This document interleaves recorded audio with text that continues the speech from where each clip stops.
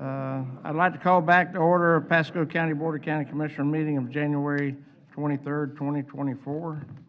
Please silence all electronic devices and mute your microphones. I will proceed with public hearings, starting with ordinances P36. Proof of publication for P36 is the Tampa Bay Times, November 1st, 2023. Good afternoon, Commissioners. Denise Hernandez, Planning and Development. Item P36 is PDD 240060. This is a ordinance amending the Pasco County Comprehensive Plan, changing the future land use from Res 6 to Res 12. The request is to continue the item to a date uncertain. I need a motion. Move approval, date uncertain. Second. Okay, got a motion and a second. All of those in favor say aye. Aye. Aye. Motion passed 5-0.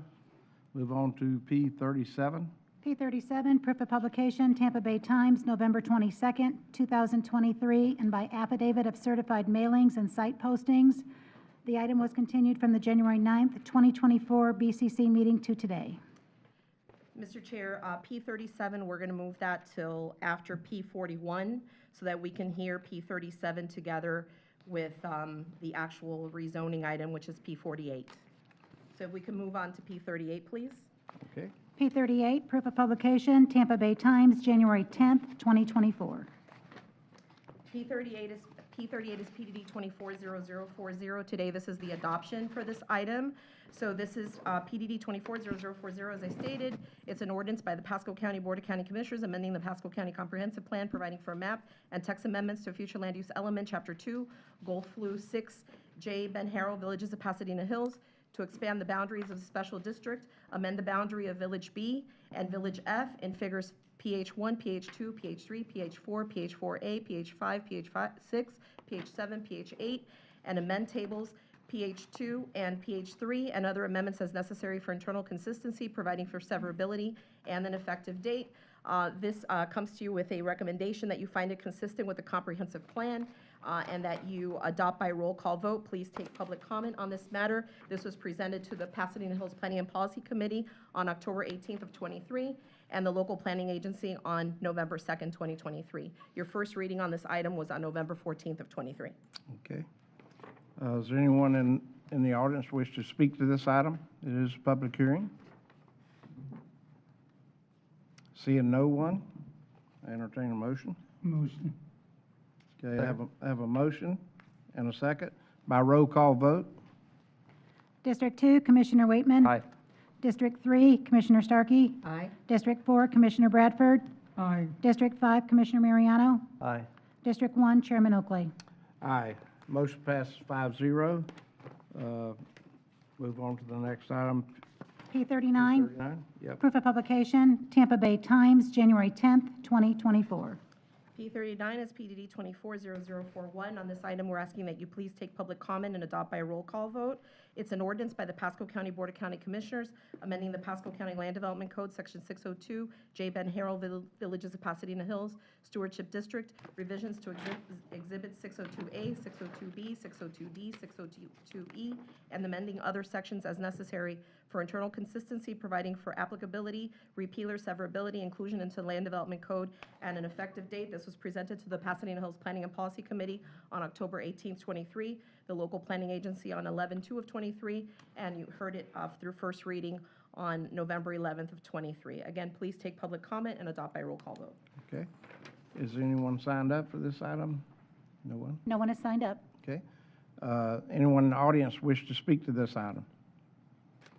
Seeing no one and nobody on WebEx? No one's on WebEx. Okay.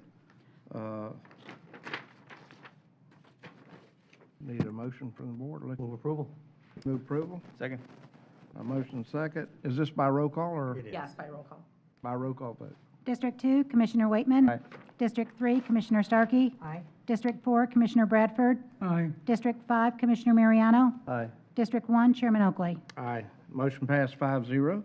Move on to P40. Mr. Chair, if I may, we need to move on to C10, which is the resolution also having to do with the J. Ben Harrell Villages of Pasadena Hills, the actual financial plan. Move Okay. approval C10. All right. Second. We had to have a motion for that? Yes. Okay. You got a motion and a second. I got a motion and a second. All in P10. favor say aye. Aye. Aye. Aye. Aye. Motion passed 5-0. Okay. See, we're taking this after another item? We're doing P40 now. P- Sorry. Okay. Do P40. 240. Okay. Proof of publication, Tampa Bay Times, December 24th, 2023, December 31st, 2023, January 7th, 2024, and January the 14th, 2024. P40 is PDD 240208 is an ordinance establishing the Vitas Way Community Development District pursuant to Chapter 190 Florida statutes, providing for authority and power of the district, providing for powers and duties of the district, providing for the Board of Supervisors of the district, providing for the district budget, providing for functions of the district, providing for miscellaneous provisions, providing for an effective date. If you would please adopt this by roll call vote. Okay. Move to approve. Second. Do we have to take public? You have to have public comment first. Anyone here to speak to this item? Anyone signed up? In opposition? No, it's not a consent item. Good afternoon, Commissioners. My name is Kate John, representing the petitioner. I'm here to answer any questions you may have. Okay. Is anyone here in the audience to speak to this item being a public hearing? I see no one. No one signed Move up to on approve. WebEx. No one's Second. on the WebEx. Okay. Second? I got a motion and a second by roll call vote. District 2, Commissioner Waitman. Aye. District 3, Commissioner Starkey. Aye. District 4, Commissioner Bradford. Aye. District 5, Commissioner Mariano. Aye. District 1, Chairman Oakley. Aye. Motion passed 5-0. Are we taking something else out of order for that, or? We're going to do P41, and then after that, we're going to go back to P38. All right. P41, proof of publication, Tampa Bay Times, December 27th, 2023, January 3rd, 2024, January the 10th, 2024, and January the 17th, 2024. P41 is PDD 240209. It's an ordinance amending the Pasco County Ordinance Number 2252, expanding the boundaries of Two Rivers East Community Development District pursuant to Chapter 190 Florida statutes, providing for miscellaneous provisions, providing for an effective date. If you would please take public comment and adopt the ordinance by roll call vote. Is anyone here to speak to this item? Seeing no one. No one signed up on WebEx. No one's on WebEx? Is this by roll call vote? It is. It is? District 2, Commissioner Waitman. District 3, I didn't get a motion. Need a motion. Move to approve. Second. Motion and second by roll call vote. District 2, Commissioner Waitman. District 3, Commissioner Starkey. Aye. District 4, Commissioner Bradford. Aye. District 5, Commissioner Mariano. Aye. District 1, Chairman Oakley. Aye. Motion passed 5-0. Move on to, now we go back to C10. P37, I apologize. I said When do we have P38 to by approve that? mistake. You already did C10. You called for a motion on C10. It's been approved. So we need to go back to 37. Oh, I got you. Okay. All right, I got you. All right. So we're at what, which one now? We're at P37, and then that will be followed by P48. Okay. All right, P37. P37, proof of publication, Tampa Bay Times, November 22nd, 2023, and by affidavit of certified mailings and site postings. The item was continued from the January 9th, 2024 BCC meeting to today. P37 is PDD 240009. Today, we're asking that you take public comment and you adopt this item by roll call vote. It's an ordinance amending the Pasco County Comprehensive Plan, providing for a comprehensive plan amendment to the future land use map, map 2-15 and sheet 4, changing from Res 1, residential 1 dwelling units per gross acre, to Res 3, residential 3 dwelling units per gross acre on approximately 38.71 acres of real property located north of Hudson Avenue and 1.68 miles west of Hayes Road. This item comes to you with a recommendation of approval that you find it consistent with the recommendation that they found it consistent with the comprehensive plan and recommend approval to the board by the local planning agency who heard this item in December of 2023. Okay, Mr. Chairman, yes. my understanding is that these are 50s and 60s? These are going to be 50s and 60s, yes. Thank you. Okay. Anyone in the audience to speak to this item? Mr. Chairman? Yes. The reason I wanted these heard together is there's a couple of things I want to address in the zoning on P48. I know it's just an adoption, but there are some things before we did one, I'd rather do both together. So P48, I'd like to talk about that before we actually move forward with this here. Well, we got, doing P37 right now, I believe, aren't we? Right, but the zoning amendment coming behind it would So I be, think what the commissioner is asking is that you not take action on P37? 37 until you hear the rezoning, and then take separate motions on 37 and 48 once you finish same the time? Okay. the zoning hearing. Move to P48? Proof of publication, You've We taken can come public back to comment it? on this? Or Oh, we can excuse come back me. to public comment? No, we'll do Take it. public Is comment any on, public comment here for this item 37? Seeing none, we'll move on to P48. P48, proof of publication, Tampa Bay Times, November 22nd, 2023, and by affidavit of certified mailings and site postings.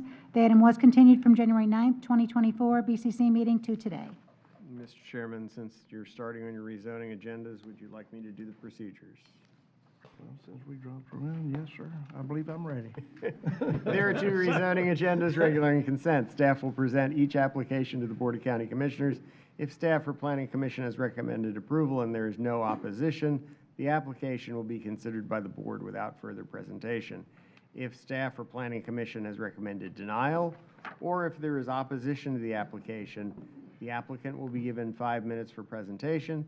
The opposition will be given 3 minutes for each individual or 5 minutes for a group representative, and the applicant will be given 3 minutes for rebuttal. Any individual disagreeing with staff or Planning Commission recommendation, or anyone wishing to object to any condition of the rezoning may at this time request the petition be pulled from the consent agenda, in which case that application will be heard under the regular agenda later on during the meeting.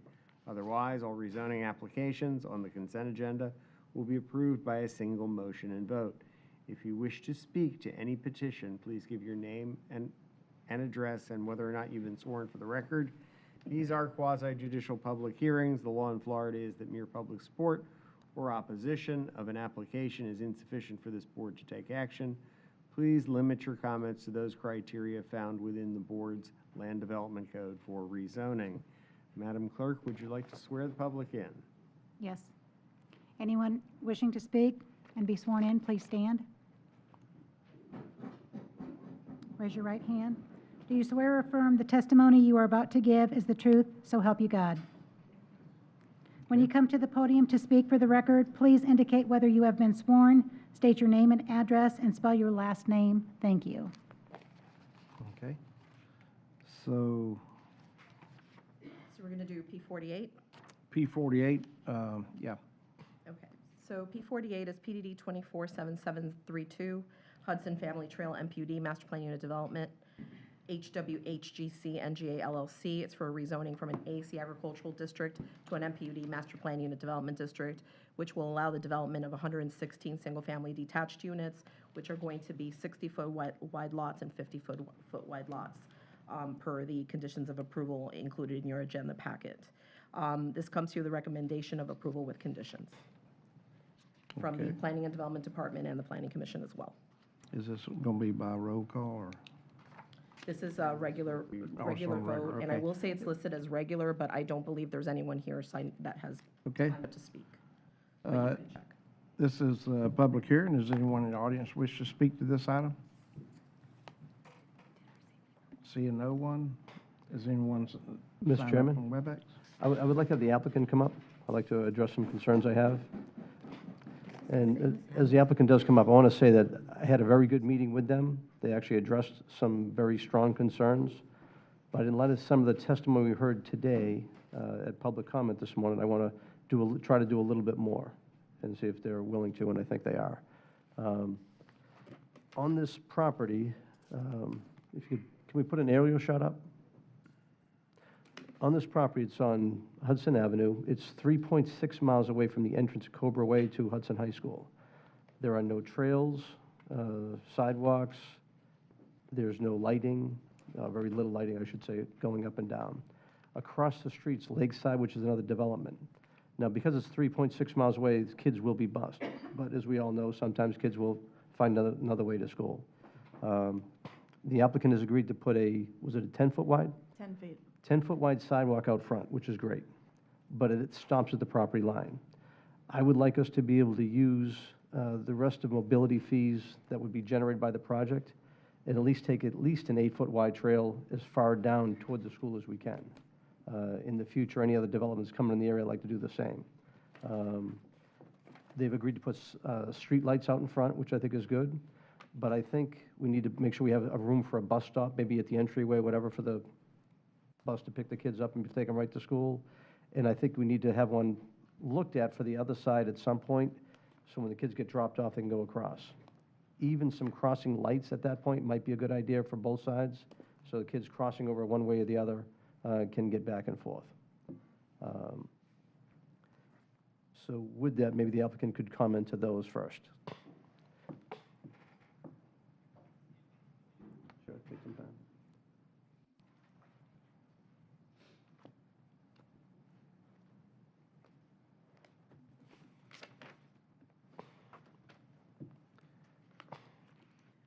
Commissioners, we also understand the need for public safety, and that's why my client agreed to go from 5 feet sidewalk to 10 foot and to do it. To the extent that we have mobility fees that we can use off-site and we don't exceed those credits, we're happy to, continue the sidewalk, 8 feet or 10 feet, whatever the county ultimately wants. Okay. Streetlights, if we need to add some streetlights, we're already committed to doing streetlights on Hudson Avenue to get this area lit. And then we can work with Go Pasco and see what their needs are as well. We actually have a condition in our conditions of approval that require us to coordinate with Go Pasco already, so. Well, with Go Pasco, the problem is Go Pasco doesn't have a bus route that goes there. So You're right, so I it's just- school I board. just- it's a- You're just a right. school- You're right, I'm schools thinking of the thing. condition about Go Pasco, but you're right, we got to coordinate with the school board. So if there's a way to get credits to actually use the same credits for the stop either way, that's fine too. But I do want to just put that extra protection level that's out there. The kids need a safe place to be able to get on it. We're going to put this extra on. We need to take every measure we can. Right. Mr. Cabral? Yeah, I just want to add to the conversation here with, when it comes to using mobility fees and mobility fee credits, and I think what you're suggesting, Commissioner, is the mobility fee credit, the mobility fees generated by the site itself. Correct. That's what you Right. want to use. Yeah. I'm just going to. That's what I The understood. board, obviously, the pleasure of the board is the pleasure of the board, but I will say that the structure that we have for mobility fees, we have districts, and these mobility fees pump into these districts, and they do projects that are already under consideration through engineering services, major projects. So if we divert funds by doing this, that's fine. It just takes away some revenue. I think I don't know how many single-family homes we have going. 116. 116.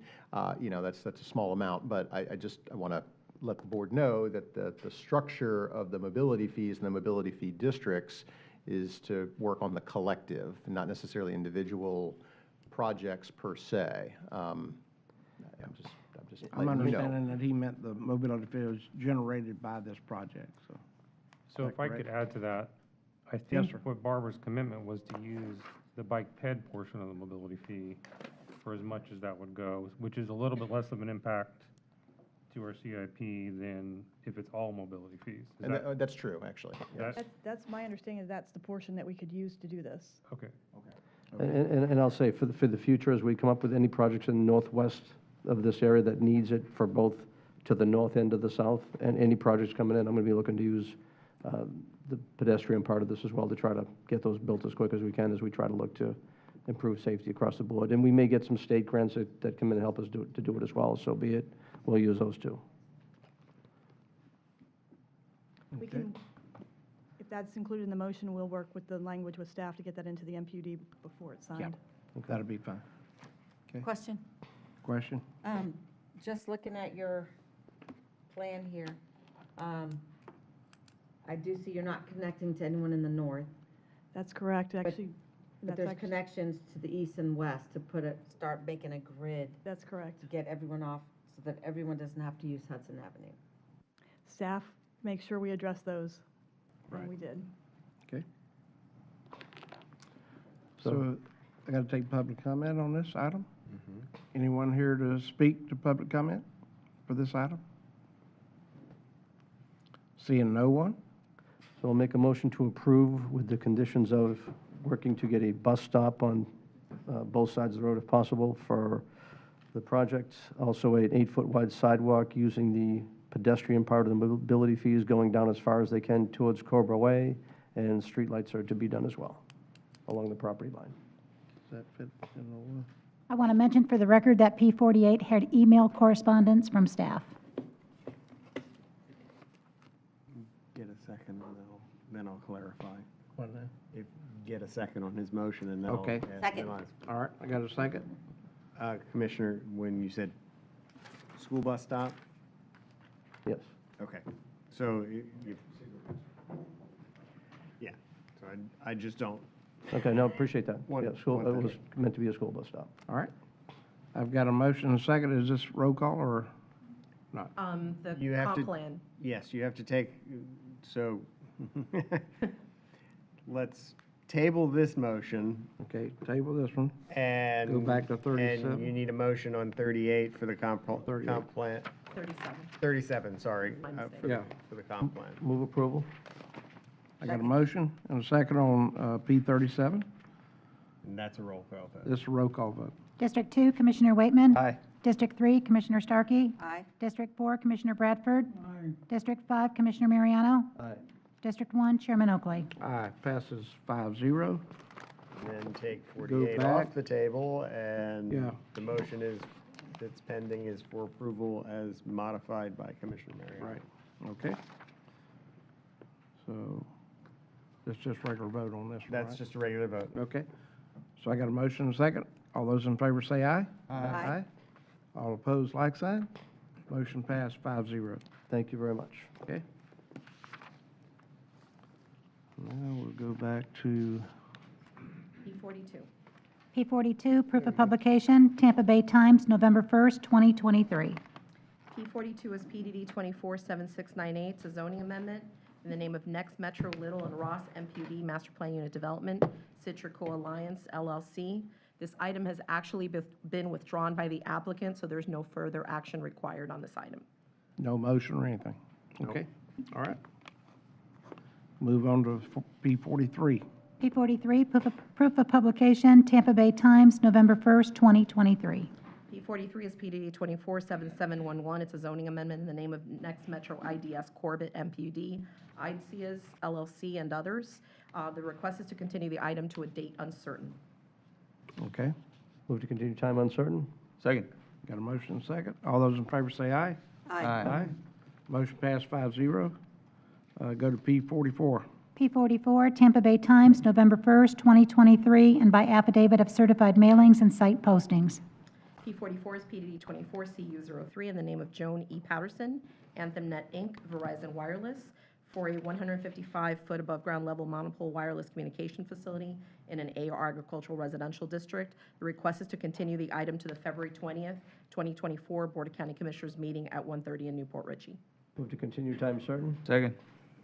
Okay, I got a motion and a second. All those in favor say aye. Aye. All opposed, like sign. Motion passed 5-0. Did I take public comment? You didn't need to, it was a continuance. Oh, it's continuing, that's right. There's mud. P45. P45, Tampa Bay Times, November 22nd, 2023. P45 is PDD 240011. It's for an ordinance to amend the Pasco County Comprehensive Plan, the future land use element. The request is to continue the item to a date uncertain. Okay, entertain a motion. Move to continue time certain? Uncertain. Uncertain. Uncertain. Second. And a second. All those in favor say aye. Motion passed 5-0. Move on to P46. P46, Tampa Bay Times, November 1st, 2023. P46 is PDD 247745. It's a zoning amendment, State Road 52, Industrial LLC, to change the zoning from an I-1 Light Industrial Park District and a C2 General Commercial District to a C2 General Commercial District with a voluntarily agreed-upon deed restriction that prohibits certain uses on the C2 district portion, which are include but are not limited to standalone car washes, vehicle sales, self-storage facilities, as included in your agenda packet under your finding of fact number 2A. Also, on this item, I need to read a clarification into record. That has already been provided to the clerk's office in the form of the resolution being corrected. Finding of fact number 8 should say the subject site has a future land use classification of commercial, because that was based on a modification that was made by the Board of County Commissioners. Additionally, the comprehensive plan amendment number should be CPAS 2305, not 2205. This comes to a recommendation of approval from the Planning and Development Department and the Planning Commission, who heard the item on November 16th of '23. Okay. Is anyone here to speak against this item? I might have some I have a questions. question too. Okay, we'll pull that item off consent, and then we'll go on to P47. P47, proof of publication, Tampa Bay Times, November 1st, 2023. P47 is PDD 247746, the name of Pasco Pipe Supply, Inc., for change in zoning from an R2 low-density residential district to a C2 general commercial district with a voluntarily agreed-upon deed restriction that reserves the uses to those uses that are listed in the C2 general commercial district zoning, and comes to you with a recommendation of approval from the Planning and Development Department and the Planning Commission, who heard the item on November 16th of '23.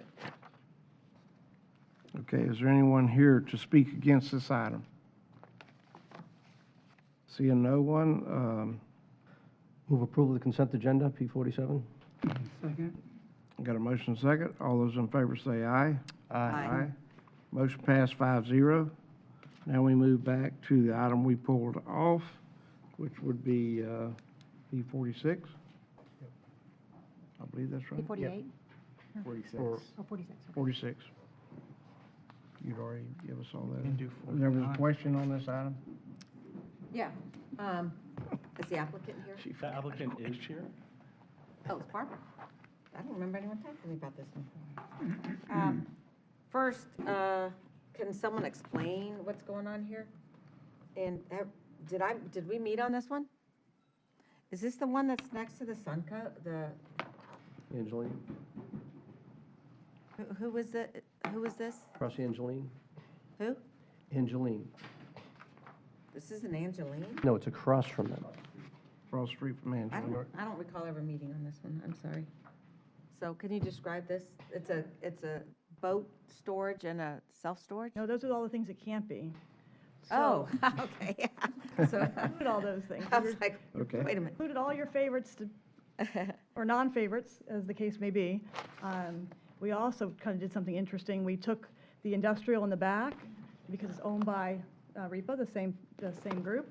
We took the industrial in the back and we put a deed restriction on that. That doesn't allow us to go live local, even though that's nothing to do with this rezoning. And we also restricted any retail off of that industrial, even though your code allows 15%. So not only did we take this one when we went to it's already commercial land use. We're just changing the zoning to C2. But we looked at it as a property as a whole, because it now has and IL.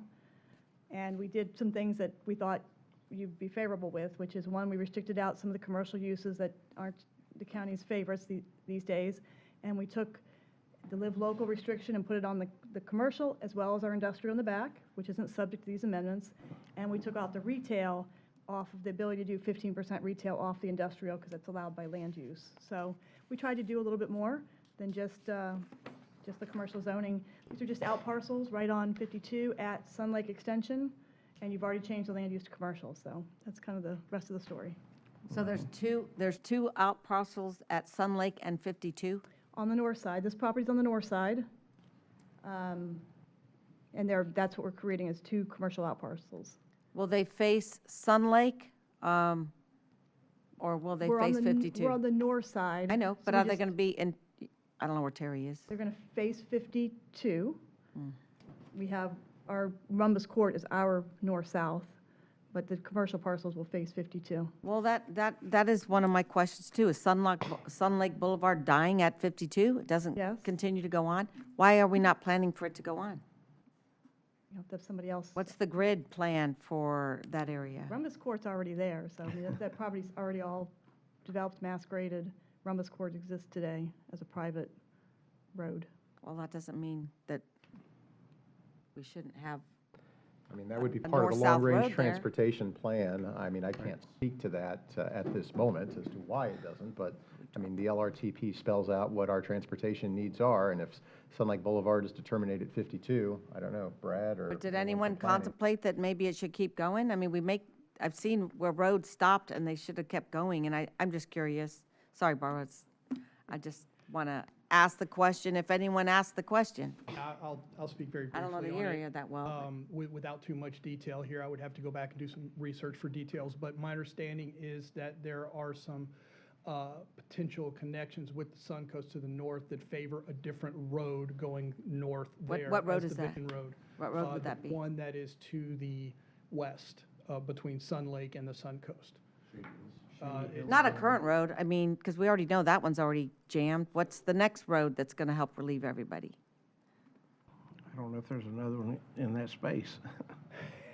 Well, yeah, there's a jog on this one a little bit. So my understanding is that the other one posed the better alignment for the Vision Road to get there and also receive potential traffic from the Suncoast. So, Okay, so it's not Shady Hills, there's a new road coming? yeah, it's the new one.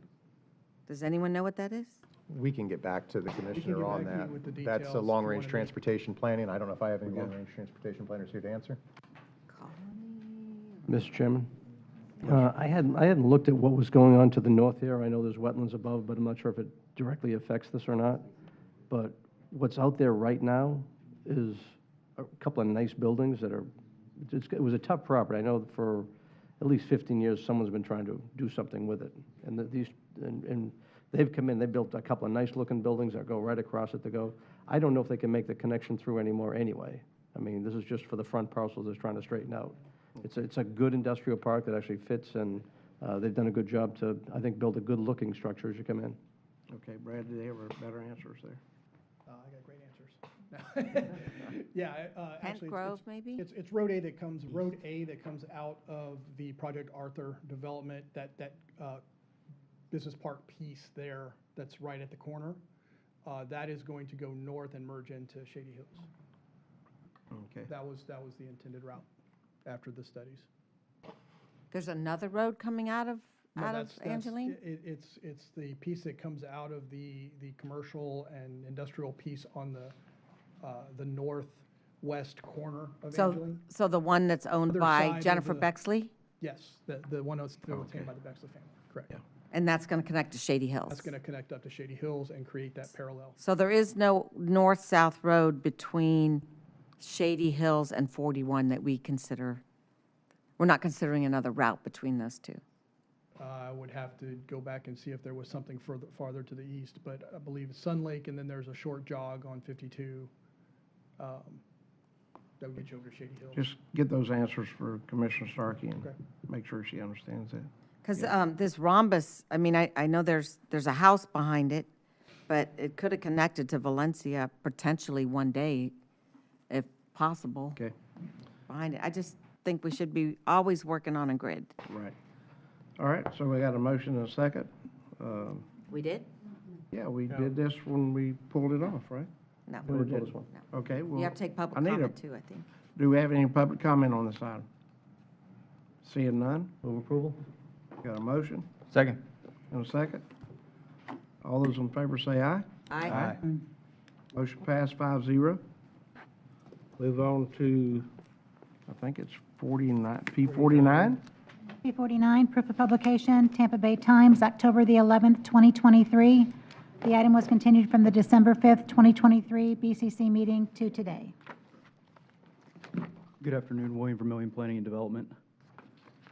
This is coming back before you guys today to show you the new Section C exhibit, which shows the 12-foot multi-use path running along the north side of Bexley. So if you'll remember last time, there wasn't sufficient right-of-way on the north side of Section C to accommodate for that 12-foot multi-use path. The applicant has worked in the interim to get that right-of-way to build the 12-foot multi-use path that will now run through Section A, B, and C of this new alignment. And we tweaked the trigger for the COs, I think, within the development to help cover the cost. I'm not sure, I was unable to attend the meeting, and Terry attended it in my stead. So if the applicant knows something about that. I'm pretty sure we're good to go. But that's what they were requesting in order to make this accommodation. Thank you. Shelley Johnson, 6400 Madison Street, and I have been sworn. We did talk to David about that, and the MPD, the way the condition is written, we would have to go back and do an amendment to our MPD. Oh. So the timing is just not going to work. By that time, the road will be built, so. But we're good with, yeah, I know, we tried. We did try. Wanted to help you. And he and I talked for a while and tried to kick around ideas, but, we can't get, it says what it says, so. Okay. Okay. Thank All you. right, thank you. So this is something I took off because I had gone in depth on this project, and I think it's good to go now. Or is there anybody in the public wish to speak to this item? I would move approval. Second with I got a discussion? motion and a second With discussion? with discussion. Okay. Yeah, Mr. Chairman, I'm thankful that KB Homes has done all they've done to make this project happen. It was needed to make the connections, but this is like major improvements off-site. So for them to step up and make this extra move, I want to thank them for doing that, because Yeah. otherwise it's not done.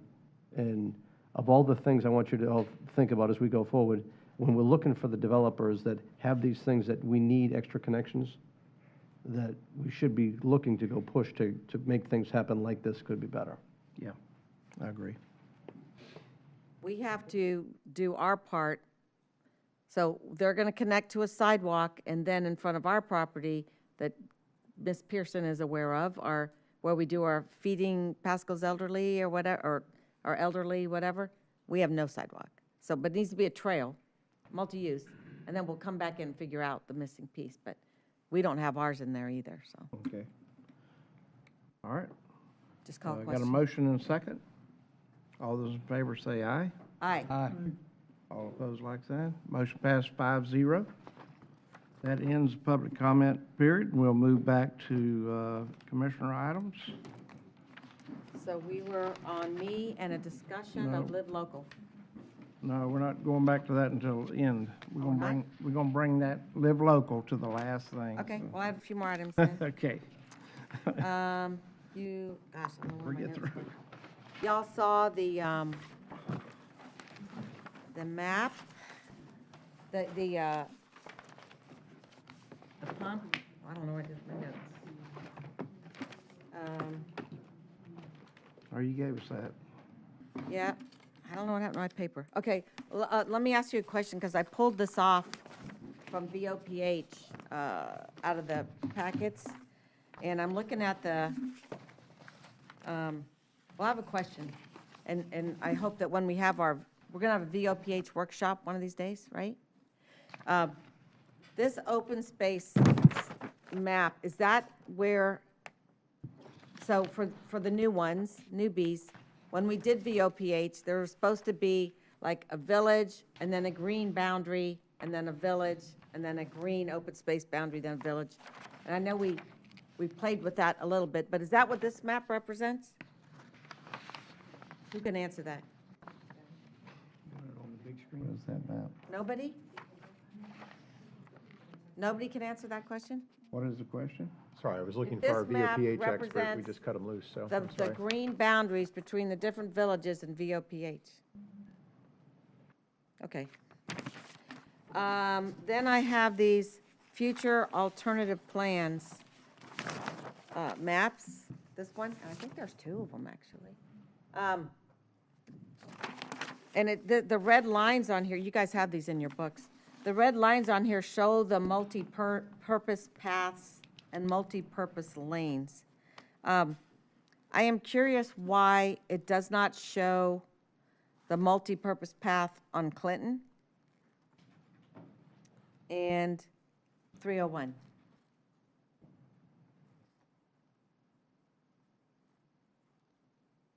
And any others that I may be missing, but I think You're that's. talking about that goes south of Clinton on 301? Yeah, there's a. I mean, north of You Clinton? know the Dade City Zephyr Hills 301 trail? Yeah, It's they have not that shown trail. on here. It's right there. Somewhere we connect there and it goes down through, Well, we're supposed to, but we didn't yeah. build it. yeah. Okay, They hadn't finished that connection, I don't believe, Mr. Galvin, so. Yes. What are we talking about? I'm so sorry. this map, do you want it? Because I have two. One has a line through it. I'm not sure what that means. This one and then this one? Oh, yeah, so. Oh, yeah, I'll ask him. On this map, or on that map with the X through it, that's the old map. This map Okay. you see here, if you look in the bottom, you can see the additional Oh, the- parcels that were okay. added. But Yeah. where is the multi-use path on Clinton? Yeah, so that won't show up on these maps, one, because they're a little bit older, and two, it's not in the county's discretion, I guess, when these maps were made, so it wasn't included. We can do an update to include those in the future. You think that's part of how they got missed from being built by DOT, because they weren't on this map? Maybe, I'm not 100% sure. Or vice versa, since they, okay, and 301 Trail is already built, and it should be over there. I mean, that was built 7 or 8 years ago. Yeah, I don't know the background behind that, unfortunately. But if they're on the plan and you want them to be shown on our VOPH maps, we can I absolutely do feel it. that they need to be on here since we are working to get them built, and if they're not on here, doesn't that hurt us? Wouldn't the developer say, well, it's not in the plan, or it's not on the map, so? Hi, Brad Tippin, Planning Development. Yeah, these maps are based on the elements in the financial plan itself. So some of those items are actually accounted for elsewhere. The 301 Trail was done separately, not a part of VOPH, so that's why that one's not on here. Is there a way to We'll put it look on into here the that we Clinton should? Situation. I'm sorry? Should we put it on here in a different color? We can mark something as an existing trail. We can do that. Or, well, we messed If up. you will, get that back to us. we'll Yeah. mark We it. can get that back to you. I think it should be on here in some way. I think And that- then Gavin, is this the buffer between villages map? No, so that's going to be our core reserve map. That's going to show our protected wetland areas. Okay, well, I'd love to see the buffer map, Yeah, the buffer the map. open space map, because that's what I thought this was. This says open space. Yeah, we should have a village separator buffer map. I Yeah. don't know if you printed that one out from. Yeah, I don't think it's in here. That's the one I'd Okay. love to see. Yeah, so I think it's.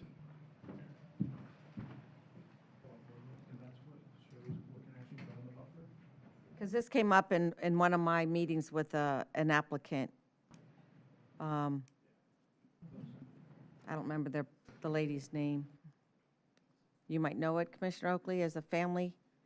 There's a lady on the south side of 52. I don't remember her name. Too many meetings. Where at?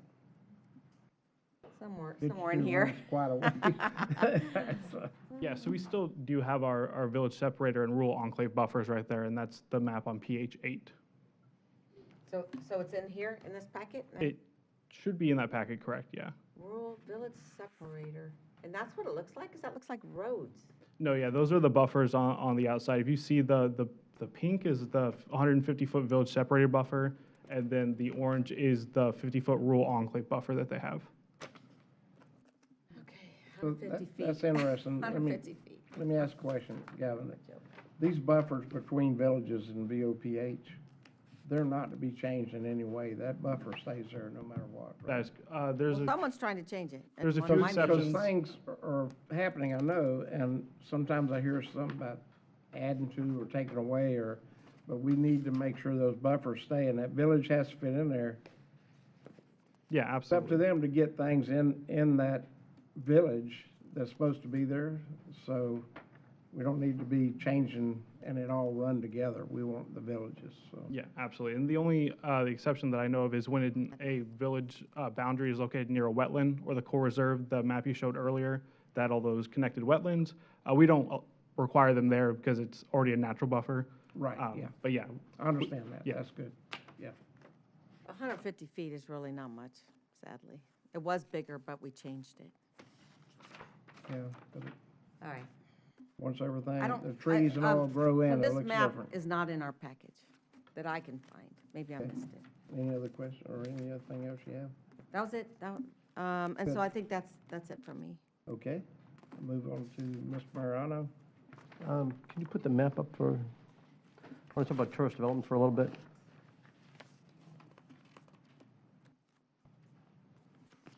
They've recently done their long-range plan, you might say, the Destination Development Strategy and Plan of 2024 to 2033. And I think we really need to pay attention to the findings, maybe get a presentation in front of us coming up. And if you look at the left side of the map there, 5 out of the 6 areas visited, most predominantly, were in West Pasco. So I just want to say that we should be taking a look as we go further to find ways to use some TDC money for the west side. I was going to put this up too, but he's coming to us next month, I think, within a report. Yeah, good. Well, you're going to be aware of it, you may want to. Look at the east side over here. No, I have Raises. a question to, You have a question for, Mr. Mariano? yes, sir. Okay. Thank you, Chair. When y'all were up in Tallahassee, I think Ralph or somebody mentioned that the legislature's looking at raiding TDC funds. Was that part of the FAC conversation, or, I know y'all were laser focused, but I just didn't know if you heard any. I think what they were trying to do is to keep the funds from being able to use for other things and keep the fund allocations where they are, instead of using it for housing, for roads, et cetera, to keep the focus just on with the current TDC availability of funds are right now. So you think those funds are secure? Do I think they're secure? I mean, anything can change. I mean, Monroe County's going real hard at their issue of trying to get affordable housing. Orange County, I think, wants more flexibility too, so those two are trying to open it up more. But I think everybody in the tourism industry wants to keep it where the money stays more to just generate heads and beds. Ms. Starkey, you had a question? Well, I was just going to say. This is Jack's time, so. We had a, he asked a question. We had a very lengthy discussion, in about fact, Jack's? about this.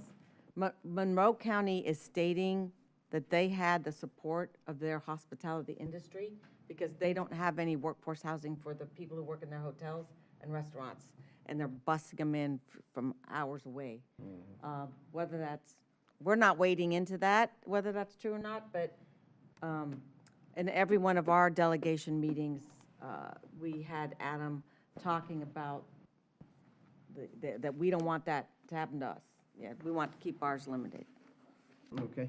Jack, you got any more items? Yeah, a couple more items. I want to say, we talked earlier today with Bill Cronin about the hurricane rum for the Rolling Stones, and I got a letter from Spencer, and he's saying, hope things are good with you. As you remember, some time ago, we discussed training for the new machinery, which has now been completed.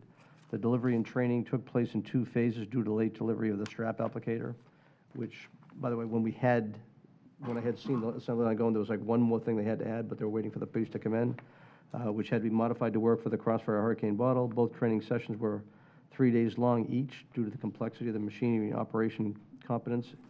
And with such sophisticated automation, I was glad you were able to present on your previous visit to see the witness of production and the general experience and excitement of such a unique product. Current exposure for Pasco County surpassed expectations. There's much more to come. Then he lists off 5 different people that have taken the training and special activities on the line as well. But he's very thankful, and again, it was a great investment by using EDC funds to go forward. So I want to thank you for that, and he's very thankful. There is an issue that's floating out there. I'm not sure how familiar, Mike, you are with this, or Roy, but or even Denise. But we have a non-conforming signs issue on Embassy Hills Plaza and other shopping plazas where new or existing businesses are prohibited from placing or altering building frontage signs because of non-existing, non-conforming pole signs on the parcel. Embassy Hills has threatened legal action if a change is not made to the code. There's a Bell's at Point Plaza, US 19 and 52. Hudson's Discount Grocers at Embassy Plaza in US 19. It's written up here as a recommendation to revise 1203.4.B1 to exempt the existing shopping plaza along US 19 corridor to encourage economic redevelopment. And when I say that, I think we need to bring this back as an issue to go take a look at it. What you have is a plaza on US 19 that has a pole sign out front. Inside the plaza, there's all sorts of small businesses that are there. The one business that wants to come in now to replace another one that's there cannot come in and put a sign up on the building because of the pole sign that's out front. Maybe it's an unintended consequence, but I think it's something we need to address. Otherwise, we're probably going to face a lawsuit. Well, can I speak to that? And Denise, can you come up? We worked hard on this sign ordinance for years, whose part of its purpose is to kind of clean up the county, because there's a lot of ugliness on US 19. I'd be happy to show photographs. And I have worked with all my companies that have to have new signs, and we have the same situation, and they have brought down that monument sign and that old sign, and they're putting in the new conforming sign. So I don't know if you want to address it, Denise. Denise Hernandez, Planning and Development. So, I mean, I could show you the actual before and after, the location, not to go against what you're stating, Commissioner Mariano. The one at 19 and 52 actually came into conformance, so that's done. It's, we worked with them. They now have signs that are actually conforming. They were able to put the Ross and other things that were coming in there that were newer tenants. We also have like a lightning speed permitting process for them that we have established so that they are not without a sign for a period of time. Like literally, the inspection is done the exact same day. So we have Did that for the one in Holiday. optimizing all of our, Yeah. correct, we've optimized Yeah. all of our processes. And this is not me doing it, this is actually BCS, who's done a fabulous job. I do want to give a big shout out to Ronald Garrido, who's doing an amazing job. And we also work very closely with the property owners. We meet with them, we talk to them. Of course, it's to the pleasure of the board, but I do want to say that when we were doing our workshops with the board asked for that to happen. Because at one point in time, there was a concept of thinking that signs could be sunsetted, that they have an actual a timeline, a life behind them. And we have actually also, we would actually like to show you some of the good things that have come across. There have been a lot of, the most expensive part of a sign is actually the pole that the sign sits on. So a lot of these properties have been able to actually retrofit their existing signs to just put something around the pole to make it an actual monument sign. There's many locations, including a location over in Land O'Lakes, that have done that, and those have been successes. We also had the Burger King take their brand-new faces that were up on poles and Yeah, bring them move down them and make them 19, be yeah. the poles, and so it cost them very little. And I just drove to Tallahassee, and they had some storms come through last week, or in the last few weeks, and their lollipop, that's the standard name for most of them were all busted up. I mean, wait till you see it tomorrow when you get to Perry and all in there. All their signs are destroyed. So let me ask a question, Jack. Did they go in and talk to Denise for their? Well, I know they were working on it, and I was supposed to actually bring this up 2 weeks ago, but we got tied through it, so I'm But see if delighted. they've gone in, if they'll come in and they'll work with them. Yeah, and Denise, I'm delighted that you work it out with them. Hopefully the other one's going to come along as well, but I wanted to, again, when someone threatens like that, I need to bring it before the board, I so. understand. Thank you for good. the great work. I didn't get the update, so great work on that. Yeah, again, I really do want to give a shout out to Ronald Garrido in Building Construction Services. He is, as far as I'm concerned, he's like a rock star. Yeah. And so is Elizabeth Blair, who's absolutely fantastic and fabulous, and I love working with her. And definitely David Goldstein, who's, worked with us as well through the process. So thank you so much. And it to all is of them. making a difference on what our I really do roads think so. look like. Okay. Well, Is that thank you for everything, that. Jack? Just one other item. We talked about this item before.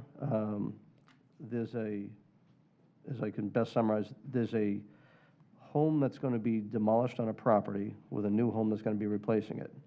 And the people wanted to stay in their home until the other one was either built or done. I don't know if we're going to look at that again, but maybe we can bring it up at the next meeting to see if that's going to be an issue that we want to address. I think we had one before where someone was wanted to live in a trailer while Right. their home was being built. I'll forward this on to staff so they can look at it a little bit closer. I do want to say, I was out at the Wiregrass Ranch. We had a volleyball tournament out there. The place was absolutely packed. Monica and the team did a phenomenal job. We will have to look at parking somewhere down the road, parking garage and what have you.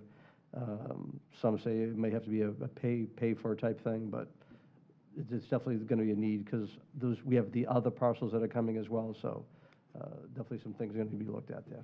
Right. That's all I have, sir. Thank you. All right, thanks, sir. Mr. Kabala? Oh, no, one more thing. Because I have one more. Well, there was the, Sound like Starkey I now. think well, you may bring it up, but I need that letter signed by you to continue on as Secretary Treasurer for the Gulf Consortium. So I need the board's approval for that. Move to approve. Second. Okay. I have a motion and a second. All those in favor say aye. Aye. Okay, thank you. Motion passed 4-0. Okay. Mr. Kabala? Thank you, Mr. Chair. Just a couple of quick things. One, just a good news item. Thank you to the board for participating in the strategic plan and the budgeting workshop last week. I mentioned there that we had received an upgrade in our bond ratings, and I just want you to know that that bond rating actually monetizes to roughly about $175,000 a year in debt savings for this last tranche of general obligation bonds. I'm sorry, $176,000 in savings for debt service in the latest tranche of general obligation bonds that we issued last board meeting, I think, or gave us authorization. So just the effect of bond ratings and good financial stewardship. It's a good thing. So just thank you for that. The other thing, you should have in front of you, or at least handed out to you, your packets for the legislative session here. Inside is your schedule, as well as just a number of other pieces of information that we felt was going to be important. I know I'll be there. I think Attorney Steinschneider will be there. We look forward to a successful day in Tallahassee. That's all I have. Okay. Ms. Steinstein? I don't have anything generally for the board. Okay. Okay, I have something. Clerk have something? Yeah, she left me a couple things. We have a couple of events. We have the Big Shred, and that's happening in Newport Richey this weekend. It's here at the West Pasco Judicial Center from 10 till noon, and then again next Saturday, February the 3rd in Dade City. That is in partnership with Covanta, Shred 360, and Keep Pasco Beautiful. So we'd like to thank Pasco, the county, for helping us with that. Also, the Valentine's Day wedding ceremony coming up on Valentine's Day, February the 14th at 11 o'clock. That's going to be at the historic courthouse in Dade City. We have 25 couples limited to that, and the registration deadline is February the 9th. That's all I have. So all you guys want to get married, that's the day to do it. At the courthouse. I expect to see you. Thank you. Okay, I have a couple, one item I need. I want to recommend Alan Altman step up and take Value the adjustment? county citizens member seat on the Value Adjustment Board. I will So make need that a motion. That was my idea. So I got a motion and a second. All those in favor say aye. Aye. Great work. Motion passed 5-0. I'm glad he left because of not being on the school board anymore, but then we talked him into it. But he was very willing to come back and do that job, and he did a good job with that when he was on the school board, too. Great job. Yep. So I was appreciative of him stepping up. Commissioner Mariano has asked for a letter of support for position on the Gulf Consortium. You just took that motion. Hmm? That's the motion you just made. Starkey, I think. That Jack Commissioner Mariano just asked the board for approval is. Oh, yeah, this is a motion now. Yeah. Okay. So this is for Gulf Consortium. Right. He wanted a support letter for the treasurer position with them. That's what you just did. I thought you might be doing, I'm sorry. Oh, that's what I just did? Yeah. Okay, I was doing it, so.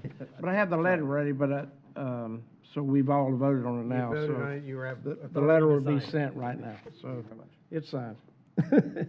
I figured everybody would be approval on that, but I had it ready to go in the mail I as soon thought as you we were sent it. just afraid that, So my assistant's got, making sure that's taken care of. thank you very much. Let me think.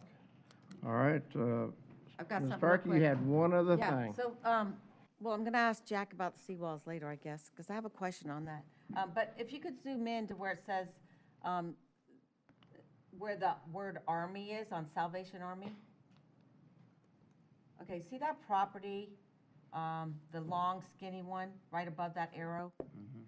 The gentleman that owns that, actually, I was talking with him yesterday about his sign. It's where we had a lot of homeless people living. But, no, go back to the aerial, other shot.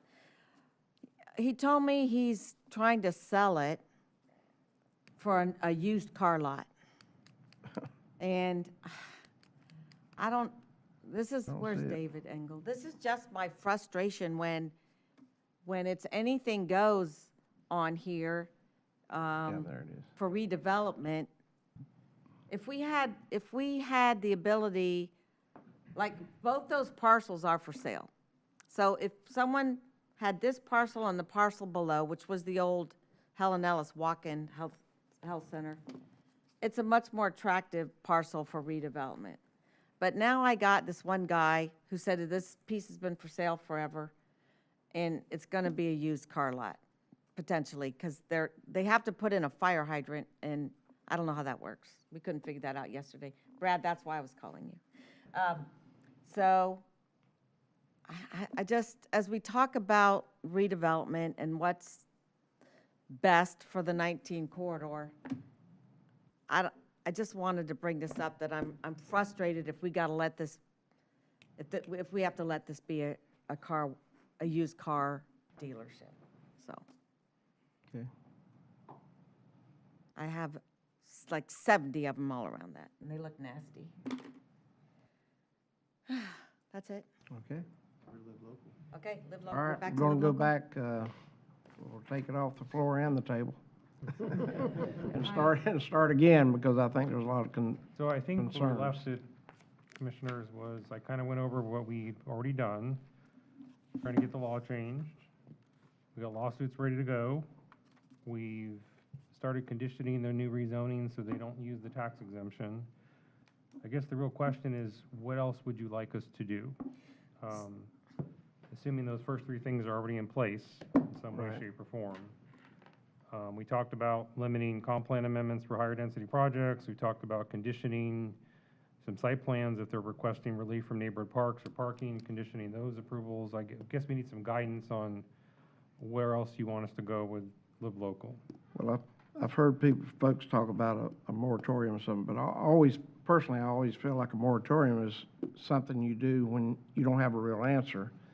And I think it probably would be interesting to do here, waiting on the right answer for us to go forward. So it would help us, I think, buy some time to be able to do the right thing for our citizens out here.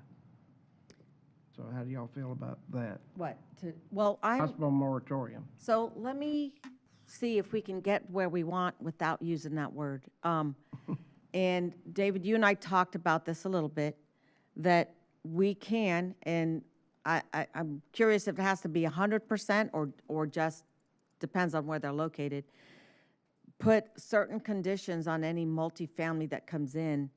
For example, the 3 acre, the 1 park per every 100 units, 1 acre park. I mean, are there things that we can do to get the outcome we want without a moratorium? For example, I would be okay if someone came in on 19 and wanted to do something. And So I would say yes and no. If they're seeking a site plan approval and they're asking for deviations from neighborhood parks or parking, yes, I think we could condition those alternative standard requests on them not seeking the tax exemption. So let's start there. Where you're gonna have some difficulty, though, is if they already have their site plan approval, in other words, too late, can't do anything, or they're not seeking any deviations from our land development code. They're not seeking neighborhood park deviations or parking deviations, or they're already built. Okay, so those three scenarios where they're either already built, they already have their site plan approval, or they're not seeking any deviations from our land development code, I think the only way we're gonna catch those projects is probably through litigation. You could, in theory, do a moratorium, but the reason I'm a little concerned about that is then you're gonna be doing a moratorium on things that already have site plan approval, and you're probably gonna catch some projects that you don't wanna catch. like Saddlebrook. I mean, there's gonna be some stuff that you've Wanna catch that approved. Pasco Town Center, I mean, there's a lot of projects that you have said a lot of good things about, even though they have a multifamily component to them. Right. And I'm a little worried that some of those may get caught up in that kind of moratorium. My personal opinion is I'd like you to start with maybe conditioning the site plan approvals that are asking for some deviation. Absolutely. Maybe look at the plan amendments, because like I said, you have no obligation to be approving comp plan amendments for higher density projects. And I had one of those yesterday. It came in right across from Wesley Chapel Park and Old Pasco, maybe? Old Pasco? Yeah, somewhere in there. And where I know there's already a lot of apartments. And he wanted to go to apartments and strip commercial. And I was like, I said, I can't see why I would give you more density, one, going through this live local stuff, and two, you know, I think we were pretty good there. You're right across from a park. Why don't you do a hotel and some restaurants or something? And so I agree with you. You know, I think we can kind of help control this by saying, in this area, we're not going to give you any extra density for now. So for right now, that this might be dead. And For a David Engel- multifamily. and David Engel may have some thoughts about what types of plan amendments you would target, but I believe there's a certain level of density that you need to achieve before you would be multifamily. Oh, and For example, I'm not sure that a Res 3 plan, or Res 1 to Res 3 plan amendment is going to trigger multifamily. Obviously, the COM, industrial, so I don't think we're talking about all land use amendments, but maybe Mr. Engel or could comment on if he's got thoughts about which land use amendments you might want to. Mr. Chairman, before he comes up. Mariana? Yeah, so Commissioner Starkey, I met with him right before you did, and frankly, I was telling him the exact same thing. oh, good. Didn't want to see the apartments. I thought a hotel or two could work. Yeah. I didn't think the access was a big issue. They're right off the highway. We go to events where it's a lot harder to get to a hotel than it is to get to there. Yeah. And I said the same thing. You go down Wiregrass, I mean, Old Pasco Road to Wesley Chapel Boulevard, you're going to see 7,000 apartments have just been approved that are all coming in. I don't need any more apartments right there. What I need is to complement the hospital that's right across the street. From the park. Where I actually we did approve some apartments there already too. So I don't need to go flood that area anymore. It's a 2-lane road still. It's going to get approved later on, but it's going to be a long time before all those things are done. Why do I want to jam up everybody up there? So I was on the same page you were going with that. And that is the property that Commissioner Whitwin has been talking about for a bit. Mr. Engel? Good afternoon, David Engel, Economic Growth Director. Many of the Live Local projects that have approached us, which is approximately 12, a lot of them have backed off to Live Local, but they want to get a comp plan amendment for apartments. And that seems to be a course of action and a strategy that's been undertaken of late. We don't know what the impact of Live Local is. Our zoning, our financial management, all the things that make Pasco sustainable for our roads and our financial and fiscal disposition are maybe uprooted significantly by Live Local, so we have a level of uncertainty. So if you were to impose no action on plan amendments, that's your comp plan, we would recommend that you start from Res 6 and higher, because those residential future land use areas allow for multifamily housing. Res 3 allows for attached single-family homes, but not apartments, so that would be outside of the area that we wouldn't entertain comp plan amendments. So these are amendments coming in. We have a lot of them, and it allows us to catch our breath and assess the impact of Live Local. How long will it take to address those items? Well, it really is up to when we can resolve and get clarity on Live Local. It's we're in limbo now, and just to make a point, Commissioner Starkey and the county administrator were talking during the session this morning, and Brad came up and said, well, there's about 35,000 units that we have coming in on the books. That's more units than the list that David Goldstein obtained from Tallahassee.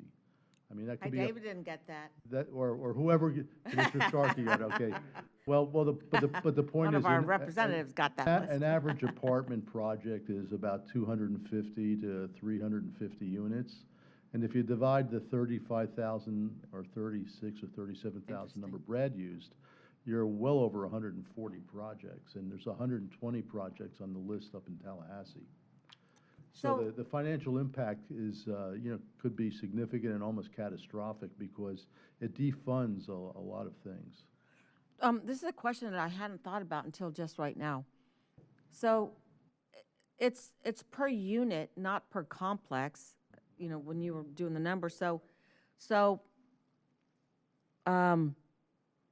you could have an apartment complex that just does 5, and you could have one that does 100, and we just have no idea what's coming. To be clear, they have to do at least 70. Yeah, the. Well, no, well, that for live one, local. that one is only doing, are they doing 26%? They're doing 75. Oh, the They have to do smallest at- one they we to do at have? least- They have to do at least 70. Okay, that was gonna be my question. Okay. But again, it's 120% of AMI, so these 70 are just market rate rents. But yes, they're doing at least 70 at that rate. And the compounding problem is, as some units become vacant, over subsequent years, the developer, project owner may come back for more live local. It Right. doesn't, there's no prohibition. Right, just depends on who his Who's renter occupying the is. unit, right? And one of the things I find really challenging is that they told us that they could not limit the amount of projects that apply. The state, the writer of the bill, Jennifer or Jenny, when I asked her how many can a county, how can we survive? Can we cap it at a certain number? And she said, no, that would be illegal. Why would that be illegal? Well, first of all, I don't think the whole act is legal. I'll start with Yeah, that, okay? well, there But putting that aside, I think the legislature could limit the scope of the exemption. The percentage of units that can come off the Maybe tax what roll. she was really trying to say is that if you limit the number, you're just gonna get a race. It's gonna result in a race. And so, and then you have to decide who gets in, if you get 80 That's of them. better than unlimited. If you get 100 of them that all apply, which 50 get it and which 50 don't? I mean, that may be the issue that she's really concerned about. Yeah. But the alternative is everyone gets it.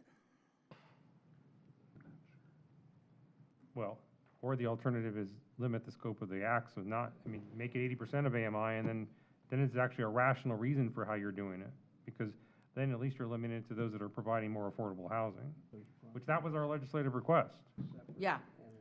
God, so many. And our organic needs are, down towards 60% of AMI, so. Well, that was going to be my next question. Are we asking the right thing? Should we really be asking for 60? So USF has done a study about our affordable housing needs in the county. It's not complete yet, but based on the original conversation I had with Marcy, we do have some need below 80% of AMI. It's not that we have, I agree with David Engel, our bigger need is probably below 60% or 50% of AMI, but there's at least a need below 80% of AMI. When you get to 80 to 120, we have no need at all. We probably have a glut. That's what I was told from Marcy. So it's hard for us to argue that we have no need below 80% of AMI, because the USF study shows that we do.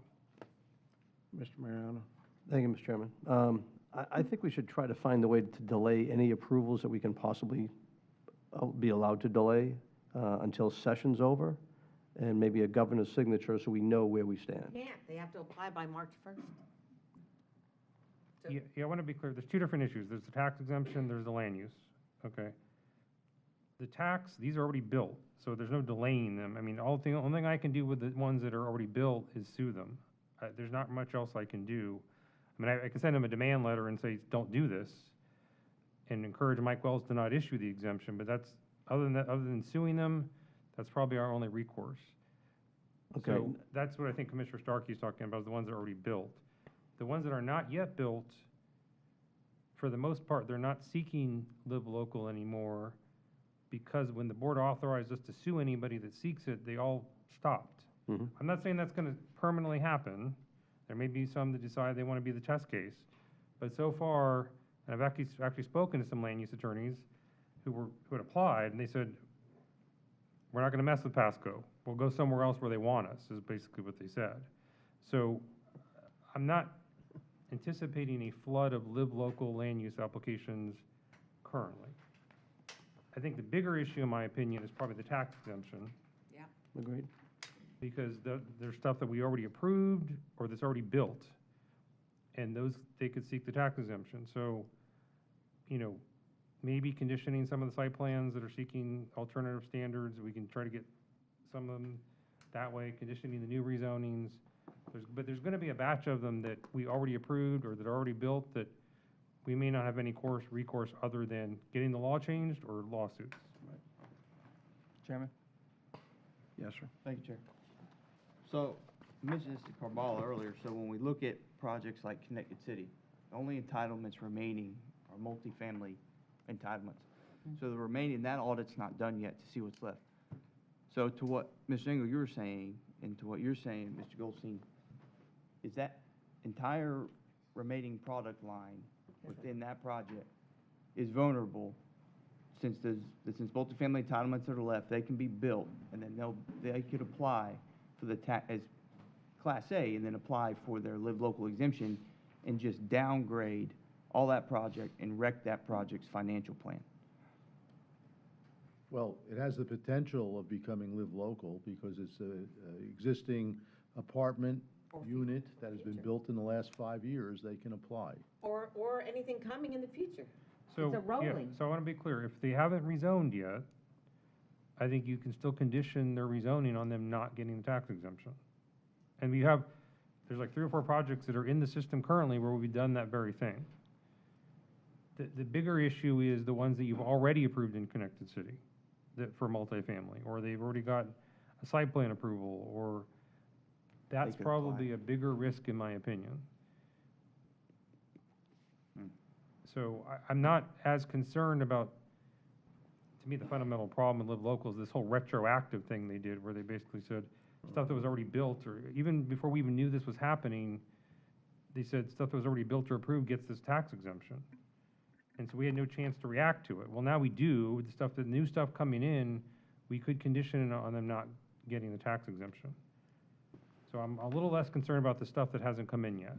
I'm more concerned about what's already approved or built when it comes to the tax exemption.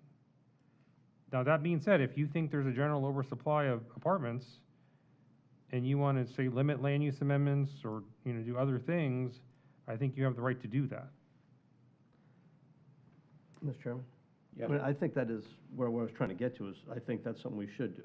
That's the easiest thing to do, and I would just even delay those until session's over or governor's signature when we find out what's really going to happen. Because the governor may look at and do something different, but at least till session's over, I think we should be putting a hold on it. And I It's only mean, 30 days, or Mr. Chairman? 45 days. Yes.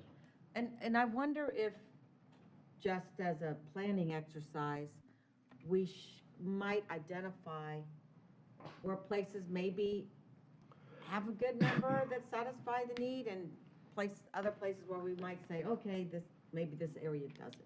But I will say, when I drove up Wesley Chapel Boulevard and Old Pasco Road, it kind of took my breath away. And now you say there's another one coming up there? Being constructed? At 52 Pasco, massive, So, on the west side. I mean, aside from Live Local, do we need to take a look at what we've got on the books and make some decisions? I mean, it seems like we should be careful about a little more thoughtful about what we're approving sometimes. Well, as a suggestion, we have a comp plan that's in process for revision. It'll be available within a year, so maybe you could tie it to that. So Barbara's coming up. I don't mind listening. Come ahead, Barbara. As well, huh? 8627 Grand Boulevard, maybe not for the rest of this year, if you guys do what you're talking about. But for now, 8627 Grand Boulevard, Newport Richey 34652. When you're talking about apartments, they're not at Res 3, they're not at Res 6, they're not at Res 9. So don't throw the baby out with the bathwater. You need places for people to live that are coming here. If you make the cut at anything that's not Res 3, any comp plan amendment above Res 3, if you throw that out, you throw out all the platted townhomes. You're finally getting people to develop platted townhomes here so you can get more home ownership. You finally got your jobs here, and now when that person wants to get that, get into a fee simple, they can't get into a townhome because you've said you don't want townhomes anymore. So please just be very precise in what you target. If it's multifamily apartments, those are up in 18s to 24 density, the garden styles. But if you could have a discussion about what you're throwing out, and not Can't they just be in take Res 9? not just take so townhomes go between 6 and 9. Townhomes can be in They're 9. usually never Yeah. the Apartments could 9, be in Res but 9. our comp plan goes from 6 to 9. So you'll see people go to 9 to get 7 or 8, because most townhomes are between 6 and 8. But, so if we could just have you just talk about it a little bit more and talk about what product you're targeting and not go and where you're going to start affecting things that we do need. We do want to see platted townhomes. We want to see home ownership. And remember, our comp plan is 35 years old. So the properties that are already Res 3 or 6 or 9, they're gone. They've been developed. And so we have to change the comp plan for townhomes. All my townhome projects, I've changed the comp plan. So if you look to say I'm not going to have anything other than a comp plan amendment to Res 3, you pretty much have just said we're not going to do any more entitlement work here for I heard a him year, say 6. a month, whatever it is. Didn't he So say Res 6? he started at Res, he said anything above Res 3 is what he said. No, I heard him say Res 6, but So just to it was above clarify, that. Ms. Wilhite is speaking about net densities, and of course, apartments can occupy 16 to 24 unit and acre sites. But Res 6 is the gross density in an area, but it does allow apartments. And on a comp plan amendment, we don't really get into the granular aspect of what the project is. You do with mine. Well, do exempt with everything mine. but Barbara, right? You do with mine, well, you can do it with everybody else. I lead my clients forward. That's what I do. But there are no apartments in Res 6. It just doesn't exist. What you see in Res 6 to Res 8, we don't have it, is townhomes, is what you see in those densities. Your apartments, and I just actually went through this exercise of what goes in where, and what's a 3-story density, and what's a 4-story density, and where are build-to-rent densities, if that's a product, another product that's out there. So I think you need to look at not numbers, but what product, and then target the number, but try to figure out what product. And it seems like, and you've had a moratorium on apartments before, so it's not a new discussion, but it seems like just be careful with just saying we don't want anybody bringing forward projects. Right. I mean, that's what that would do. And I understand a month, that's just a delay, that's not a stop. It's not a saying, don't bother. But, because then you can understand where things are at. So that doesn't, but it's really taking things that are anything at, going farther, all the way down your comp plan to say, we're not going to allow anybody to come in with a new townhome project, because that's what you would do if you go that deep. So I'd ask you to think about that, maybe have your staff come back, and don't do anything right now. Let your staff come back and work on that a little bit. And other people can talk to you about, what their perspectives are. You've got one person here trying to give your perspectives, one person that really cares. And I do understand, Commissioner Starkey's been educating me even more, and Commissioner Waitman, all of you, about Live Local, and, all of my projects have agreed to. Okay. My project let's talk was about that, Barbara. Dominion Manclo, Yes. 60% EMI. They agreed to not do this regarding your ad valorem taxation, and it is an affordable project. So all of mine are agreed. I committed to Commissioner Starkey today that I'll go back to all my projects that you all worked with to get them entitled, and we'll see if we can get them to agree to a deed restriction or something so that they can't do this as it's sold to somebody else. So, we've got people that work here that care, and just don't kill us, all right? Okay. I thought that was Mr. interesting. Engel? She's willing to write a letter to all her projects that have been entitled to see if they will pledge to not go Live Local. Well, I think that there's maybe another path that's not as draconian as the original proposal. If a comp plan amendment comes in, I don't think we can really get involved in uses unless we modify our comp plan now and our LDC. But what we could do is, if you want to have a comp plan which is at the discretion of the board, you have to sign some type of document that you won't seek ad valorem tax exemptions. Well, we do that already. You've Right? done all Historically, comp we've plans? done it as in a rezoning. We've not historically Comp done it on plan. a comp plan. Can we do that in the comp plan? Let's do that. And Would we it can be see how better- it goes, and, if we need to come back, we can come back and do something else. I'm thinking we need to put our heads together and, bring us something back as soon as possible, maybe to the next meeting in Dade City, or, that's like 2 weeks, so, yeah. Thank you.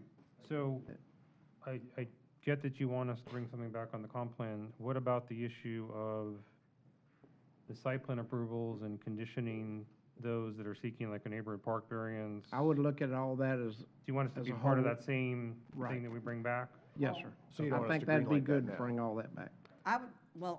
If you have any between now and then, we want you to condition them. We don't want any slipping through in the next 2. Well, is there a chance for weeks. that? They have to go to the planning commission first? No, or- most of these alternative standards that we're talking about are administratively approved by staff. Okay, well, we want those conditioned, guys, right? We don't want any more that can go to Live Local. Correct. All right, those are conditioned. So you get parks, you get the parks and the parking. Hearing consensus that on the conditioning of site plans that are seeking some deviation from our code, that you want to go put the Live Local restriction on those starting today. Or they get an Right. acre park for every 100 units and, Well, again, I'm talking about they're seeking some deviation from our Yeah. land development code. yeah, Right. yeah. Okay. And bring that back to us in next meeting.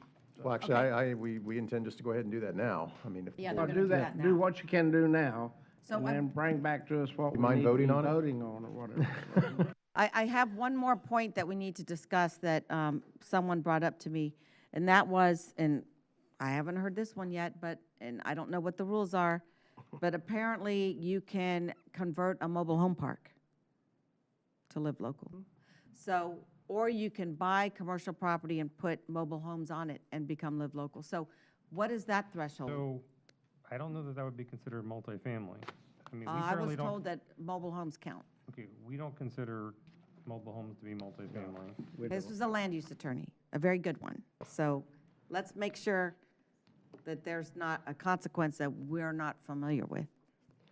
I'm happy to look into it more, Yeah. but this Okay. entire thing was oriented towards multifamily. I think Just saying. townhomes have a better argument under our code than a trailer park, but I'll look into it. Mr. Yeah. Chairman?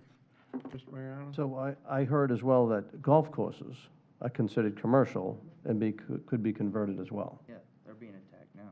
So we've got to be. Depends on what the local jurisdiction has It's in the HOA, designated yeah.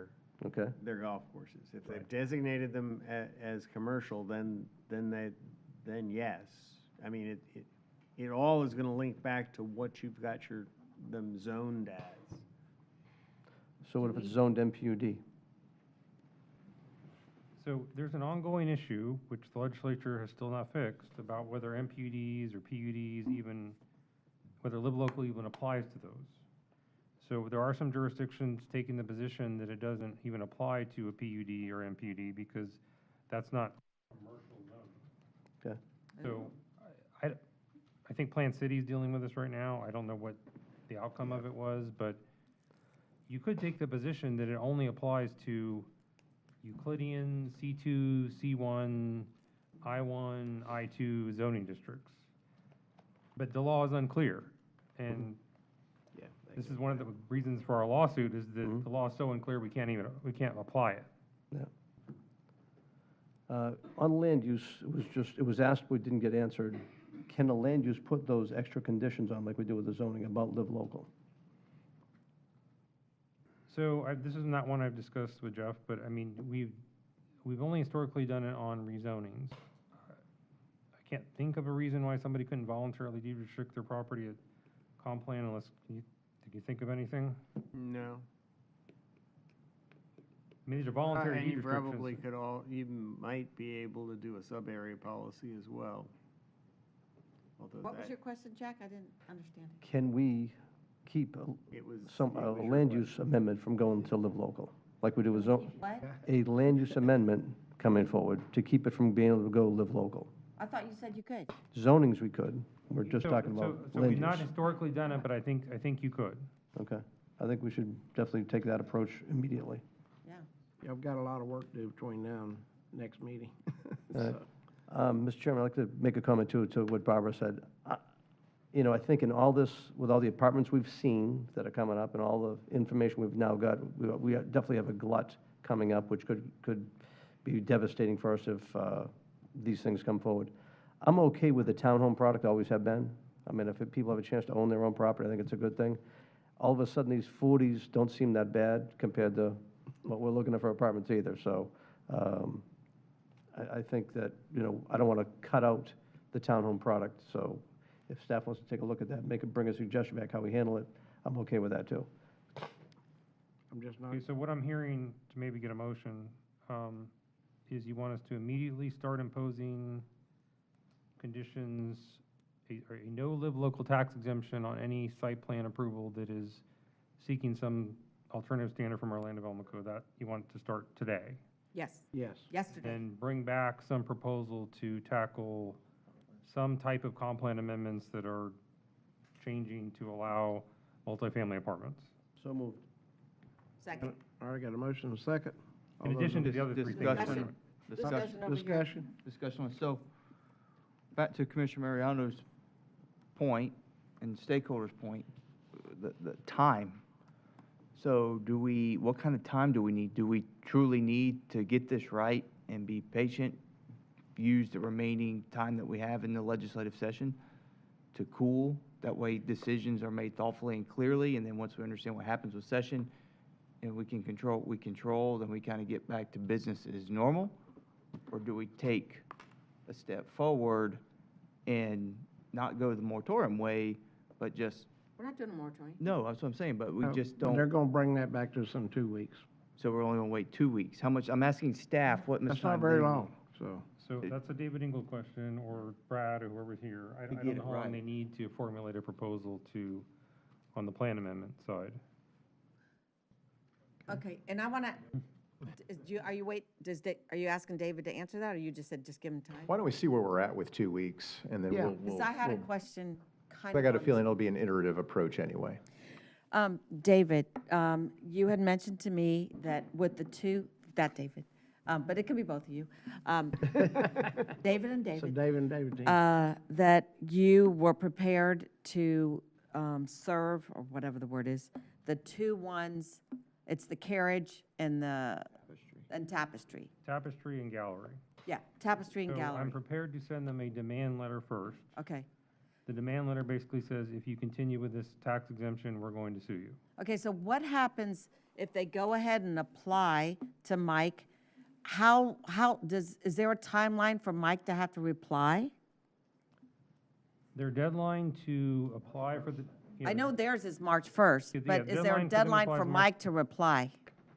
I guess it depends on when he has to finalize his exemptions, and this is not my area. Can of that take a expertise. year? Can that take No, a I think month? for it to be for fiscal year '25, there's probably some date by which he has to, maybe one of our budget people know about, whatever the date is, that, it's the same as any other exemption, like ag exemptions, all the other exemptions that he issued. There probably is some deadline by which he has to issue it. So based on kind of what maybe you were kind of saying, is there a political advantage to not serve the demand letter until session is over? And so when is session over? March, January, February? It's got to be in March somewhere. Is Ralph here? Ralph, when is session over? March 4th? And so are we still in a good legal position if we're Well, still in I that think time when he my had only his? concern is, I do want. what is your concern? I do want this letter out before Mike Wells issues his determination. Because there's a chance he may read this letter in the lawsuit and say, I can't issue this. So I don't know whether he will or won't, but he should at least be issuing it with the knowledge that Pasco County has a problem with it. I'm just thinking strategically, and I guess I need a lobbyist to tell me this. Is it better to issue our demand letter while the legislature's in session and then maybe they see, whoops, we might have an issue? Or is it better to wait till it's over and then we can't fix anything, we have to wait a whole year? Mr. Chairman? Well, I can tell you what Sean told me, but then Ralph may want to add to it. Okay. What Sean told me is that we should know this week, or when the next version of the bill comes out, whether they're addressing our concerns or not. He told me he doesn't have an issue with us sending the demand letter. If the next bill comes out and it does not address our concerns, he thinks it's probably very little chance that we're going to get it changed this session, that we should just go ahead and send the demand letter. But Ralph may have other thoughts. Okay, Ralph. So, Ralph Flair, Intergovernmental Affairs Officer. So what he's referring to when he says when the bill comes out, as you know, when the bill was scheduled to be heard in the Senate last week in fiscal policy, they immediately TP'd it. The discussion is they are currently working on an amendment. Once we see that amendment, then we'll have a better idea how much further they want to change other than the issues, the removing industrial and a couple other issues that they did in its first committee stop, and now it's a committee substitute. So once we see that, hopefully it'll be maybe the end of this week, beginning of next week. But this week, fiscal policy in the Senate was slated on the calendar for Wednesday morning at 8:30, and they are not meeting this week. So we know this week it's not happening. They're in session at the end of the week, Thursday and Friday. So it could come up.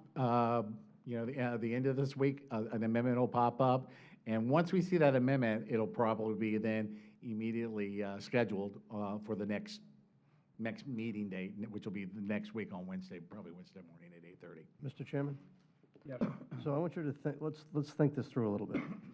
They know we're up there last week, right? We meet with our whole entire, Commissioner Stark and I meet with the whole entire delegation. We go through the whole, all but, just because we had Steele and so much Holcomb, we time. didn't make it. Right, but we're set to meet most of the delegation anyway. But we did meet with Senate President Pasadomo, and we didn't get a good response while we were there. As we leave, we say the next day, they're going to have the hearing on it. We're hearing words that make it stronger. We don't know. We don't think we've made a difference, et cetera. As Commissioner Stark, you're waiting in the audience for the first part of the hearing to be held, they TP it immediately. That never happens up there from what I'm told. You don't TP a Senate President's bill.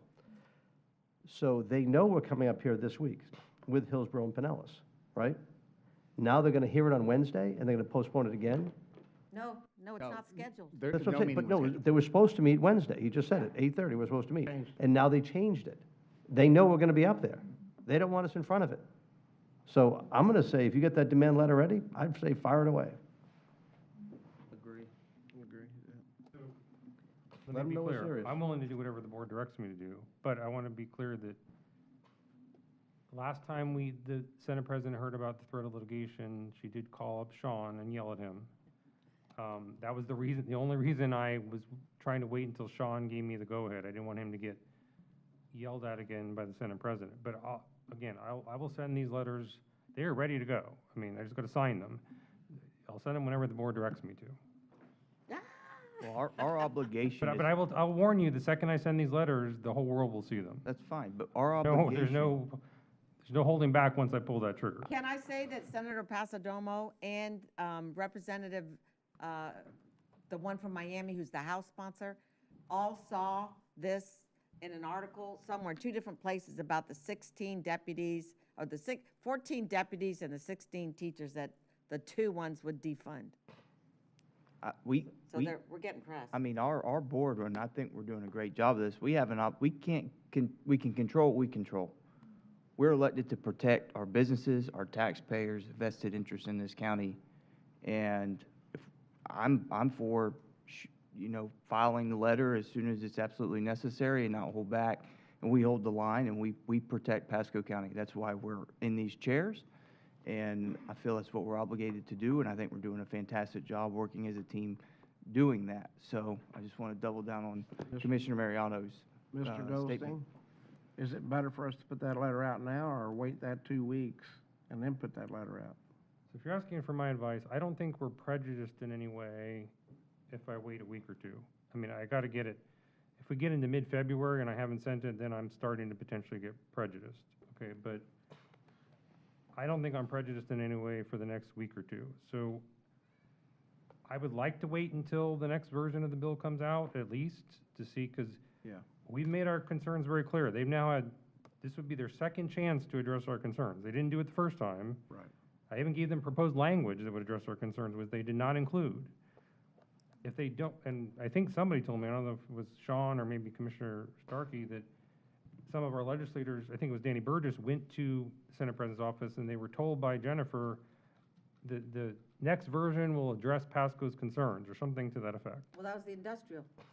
Well, I don't know if that's what they meant. I don't. Oh, well, I don't know about this then. That wasn't me. We made it very clear that just the removing industrial doesn't solve our concerns. Okay, well, maybe we made some headway. So I would like to within at this least. 2 weeks won't hurt My us. only concern is if they are really trying to address our concerns, and I realize that's a remote chance, I don't really want to make the Senate President mad by sending this letter. Okay. So my preference would be to at least wait till this next version comes out. Okay. If it comes out, still does not address our concerns, I'm happy to send the letter at that point. And that'll come along with, in 2 weeks, we'll know something. I don't know if that Well- version will come out. Supposedly, this bill was on a fast track at one point, so it's a little Yeah. interesting that it's now slowing down. But I suspect in the next 2 weeks, we will know what this bill will say. Right. Ralph, do you think that's? That's correct. Okay. Okay. It Ms. was Chairman. fascinating that we were up there, you made us those talking points for us to hand out to the other counties there at FAC on the morning before we all went up to the Hill. This was not on one county's radar. And we didn't have the list yet, but, Jack and I put out as many as we could. I heard from Marion County and a few other counties like, maybe this is something we should be paying attention to. Jack tried to get up and speak to the FAC group, and they wouldn't let him speak to it, right? They pushed where another speaker was there, and they kind of rushed him off, and then that was going to get a chance later on, and then when the president pushed the gavel down at 9:15 in the morning that we're done. Yeah, we were supposed to be there till 10. Yeah. Also, Can I just add to that point? Because Sean has told us that part of our issue with legislative changes is that FAC keeps staying there in support of the bill. and League of Cities. Well, they didn't stand up. At the first committee meeting, FAC stood up before I spoke and said they were fine with the bill as is. And now they have the list, and now the story's starting to change, I believe. I'll have to go back with Ginger. But when we got out of when they TP'd the bill and we left the room, there was I don't know what the term is, the public relations guy or the public policy guy for League of Cities had been in the room, and he came in our huddle. I don't think you were there at the beginning. I think you were talking to someone. No idea about the ad valorem hit that's coming. And this is the public policy guy for League of Cities. And I his face was draining when we said, this is the potential. And when we got the number of 120, I couldn't believe it. I said, I was standing there when Yeager asked the question of FHFC, and he wrote down 120, and I said, no, you need to be sure and ask them just the current apartments that are flipping, what is that number? Because that all those counties and cities had no idea what was coming. We were the only ones that knew we had two. We didn't find anybody who ever asked, right? Right, so you're hitting on some really good points. And by the way, Commissioner Stark, you did make a great move up there asking about getting that list from FHSC and We were gonna go there Representative ourselves and Yeager. get it. Yeah, Representative Yeager, Sean had a great idea, get Representative Yeager to make the call. He made the call. We had it, and that helped us a bit, so great work on that. But I think it's important that we really take a look at this. These two apartments, if they come in and they get approved, right? I don't care if they're 80% AMI. If they took every single apartment and brought them down to that number, that would still devastate us. That's what I'm worried about with the 80% number. So whether they take care of the commercial part later on, whether they go to 80% AMI, this is still going to hurt us. Yeah. So as far as this aspect of it, we're not talking about even new stuff, we're talking about existing stuff. Yeah. I think we should just fire the thing off and send it anyway, because no matter what happens, we got to stop this one. Yeah, and just so everyone understands it, it's very complicated. If a unit goes in at 120 AMI, they get a 75% reduction. If they go in at an 80% AMI, it's 100% tax abatement. Is that the right word? It is a tax exemption, but. Tax exemption. But I will tell you, if you look at that list and you study it closely, I would say probably 90% of the ones that are trying to qualify are doing it 120% of AMI. Right.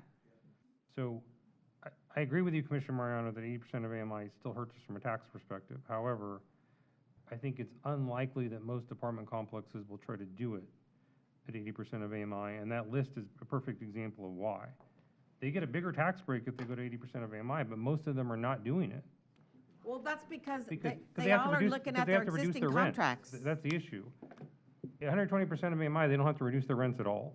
And David, they didn't go out and shop for people who couldn't afford it, though. This first year, I bet they just looked at what tenants do we have? Here's their salaries as stated when they applied to live here, and here's what qualifies. Okay, we can take 26% off this year. Let's see what we get next year. Because if you look at some of those, some of them have say 8 units at 80%, and then 50 units.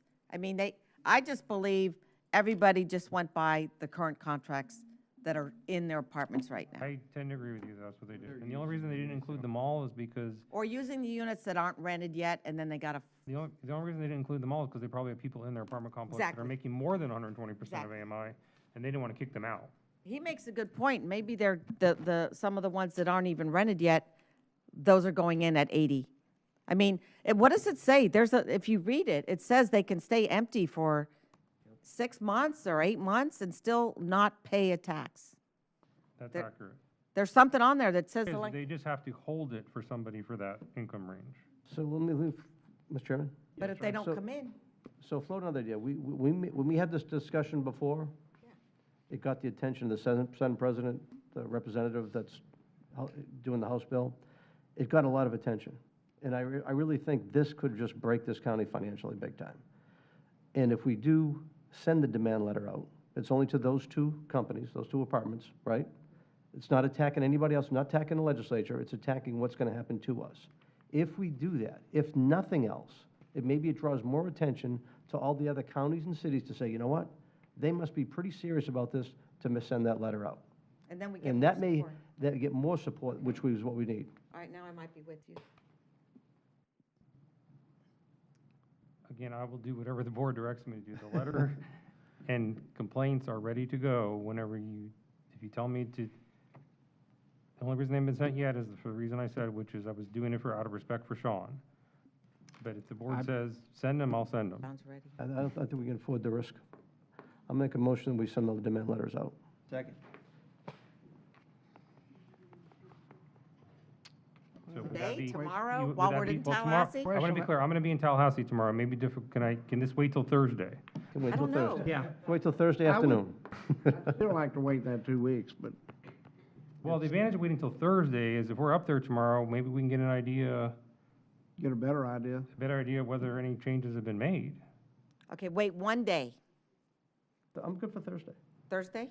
Like, have them ready to be Well, after emailed, Thursday, we'll faxed, be back whatever? here.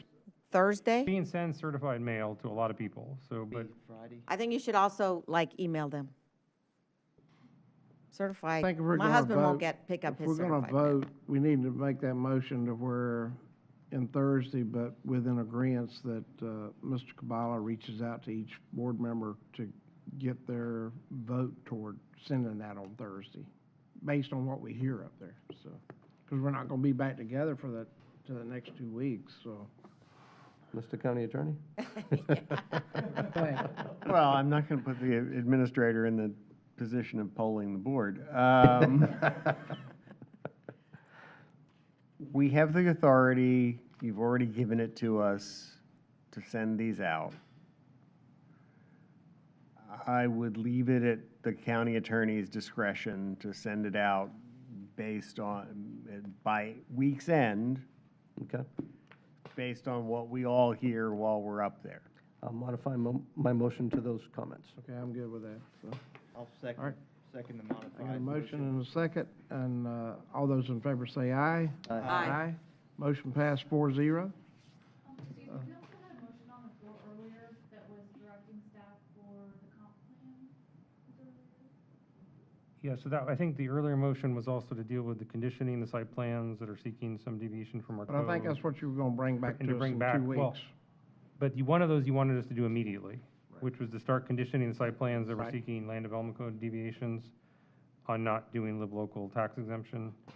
That, I think, maybe in the motion you're referring to. So, David, restate the motion for us? so the motion would be for staff to immediately start conditioning any site plan approval that, and rezoning, that for a multifamily project that is seeking some deviation from the land development code, including neighborhood parks, parking, et cetera. In addition, to bring back a recommendation on which comprehensive plan amendments to either put on hold or delay Right. to deal with live local. That is my motion. Okay. So I got a motion Second. and a second. I will not repeat it. All those in favor say aye. Aye. Motion passed 4-0. Okay, that's all I have. We're good? I know it's not 6 o'clock. We're adjourned.